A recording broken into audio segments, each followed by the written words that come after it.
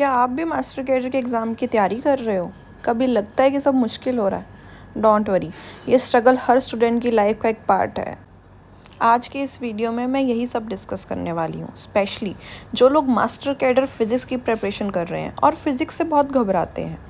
तो आज मैं उनको कुछ टिप्स दूंगी कि हाउ टू प्रिपेयर, किस बुक से पढ़ना स्टार्ट करें, कौन सी बुक्स जो हैं वो हमें पहले स्टार्ट करनी चाहिए और कौन सी बुक को हमें बाद में पढ़ना चाहिए, किस बुक को कितना टाइम देना चाहिए, कौन से टॉपिक्स कैसे पढ़ने हैं, वो सब हम आज डिस्कस करेंगे। So let's start with our syllabus discussion. Forced oscillation हमारे पास वेव एंड वाइब्रेशन के अंदर आ जाता है। देखो forced oscillation, you can say कि डैम्प्ड ऑसिलेशंस, है ना, ये सारा का सारा पोर्शन हमारे पास जो है देखो वेव मोशन आ गया।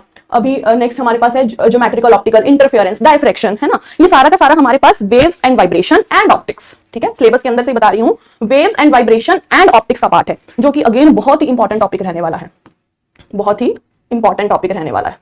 ठीक है, waves and vibration and optics, जो कि प्रीवियस ईयर के अंदर इसमें से बहुत सारे क्वेश्चन लगातार पूछे गए हैं, स्पेशली लेजर में से, इंटरफेरेंस में से, डायफ्रैक्शन में से एंड फोर्स्ड ऑसिलेशन में से। ये जो चार टॉपिक है ना, वो बहुत ही ज्यादा इंपॉर्टेंट है। हाँ, ज्योमेट्रिकल ऑप्टिक्स में से एज सच कभी इतना क्वेश्चन नहीं आया है, तो हम इसको इतना इंपॉर्टेंट कंसीडर नहीं करेंगे। ऑब्वियसली हम यहाँ पे करेंगे सब कुछ, बट मैं आपको इन जनरल बता रही हूँ कि कौन कौन से टॉपिक्स बहुत इंपॉर्टेंट है और कौन कौन से टॉपिक लीस्ट इंपॉर्टेंट है। जो बुक्स मोस्ट इंपॉर्टेंट है एंड जो बुक्स लीस्ट इंपॉर्टेंट है, हम उसके अकॉर्डिंग पढ़ेंगे, है ना। जैसे अगर मैं बुक्स की बात करूं तो electronics, nuclear and particle, obviously waves and optics and quantum mechanics, ये जो बुक्स हैं, ये 4-5 बुक्स हैं, ये बहुत ही ज्यादा इंपॉर्टेंट है। तो मास्टर कैडर में सबसे ज्यादा पोर्शन जो है क्वेश्चंस का, वो इन पर्टिकुलर टॉपिक्स में से, इन पर्टिकुलर बुक्स में से कवर किया जाता है।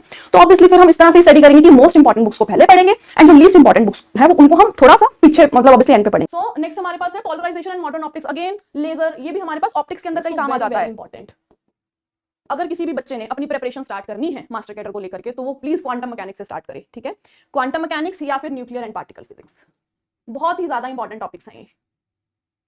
न्यूक्लियर एंड पार्टिकल बहुत ही ज्यादा इंपॉर्टेंट टॉपिक है। Quantum mechanics and nuclear and particle physics, ये दोनों ऐसे पोर्शन हैं जिसमें से अगर हम प्रीवियस ईयर को एनालाइज करके बताएं तो बहुत ही ज्यादा काम आया हुआ है पेपर के अंदर।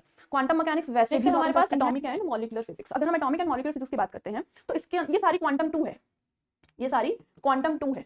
अगर किसी बच्चे को बीएससी अपनी याद हो, ठीक है, तो उसको पता होगा कि यार जो क्वांटम 1 वाला पोर्शन है वो एक सेमेस्टर में पढ़ाया जाता था। जो एटॉमिक एंड मॉलिक्यूलर फिजिक्स है, विच इज योर क्वांटम 2, ठीक है, अगर तुम कोई भी बुक उठाते हो पढ़ने के लिए तो atomic and molecular physics quantum 2 से बुक से जो है वो इंडिसेस के अंदर लिया गया है। तो atomic and molecular physics is all quantum second. ठीक है, इसके अंदर हम स्टर्न-कर्नल एक्सपेरिमेंट के बारे में पढ़ेंगे, फ्रैंक कॉर्नर प्रिंसिपल के बारे में पढ़ेंगे, जीमन इफेक्ट के अंदर पेपर में बड़ा पूछा जाता है, जो कि again based upon the quantum principle है। ठीक है, देन हमारे पास एनएमआर ईपीआर थ्योरी, ये सारा हाइड्रोजन एटम के बारे में, elementary ideas about the Lamb shift, paper में लैम्प शिफ्ट में से भी क्वेश्चन आया हुआ है।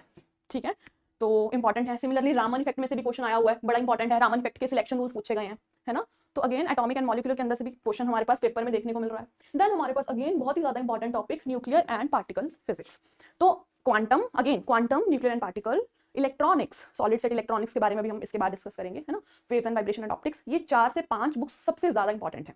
ठीक है, मोस्ट इंपॉर्टेंट बुक्स में से एक है। State physics, devices and electronics. अब इलेक्ट्रॉनिक्स का जो पोर्शन है ये ज्यादा इंपॉर्टेंट है एज कंपेयर टू, अगर मैं सॉलिड स्टेट फिजिक्स की बात करूं तो इसके अंदर जो इलेक्ट्रॉनिक्स का पोर्शन है ना वो ज्यादा इंपॉर्टेंट है। इलेक्ट्रॉनिक्स के अंदर आप लोग को पीएन जंक्शन देखने को मिलेगा, इलेक्ट्रॉनिक्स के अंदर आप लोग को ट्रांजिस्टर्स देखने को मिलेंगे, बीजेटी, एफईटी, मोसफेट के बारे में आप लोग को बताया जाएगा। इसके अलावा जो हमारे पास डिजिटल गेट्स होते हैं, है ना, उनके बारे में इसके अंदर बताया गया है। ये देखिए, यहां से लेकर के ये पूरा, ये हमारा इलेक्ट्रॉनिक्स का पोर्शन रहेगा, ये हमारा इलेक्ट्रॉनिक्स का पोर्शन रहेगा एंड इसके ऊपर वाला हमारा जो है वो सारा का सारा पोर्शन रहेगा सॉलिड स्टेट फिजिक्स का। अगर सॉलिड स्टेट फिजिक्स और इलेक्ट्रॉनिक्स में से अगर हम बात करते हैं तो इलेक्ट्रॉनिक्स का जो पोर्शन है वो एग्जाम में ज्यादा पूछा गया है। ठीक है,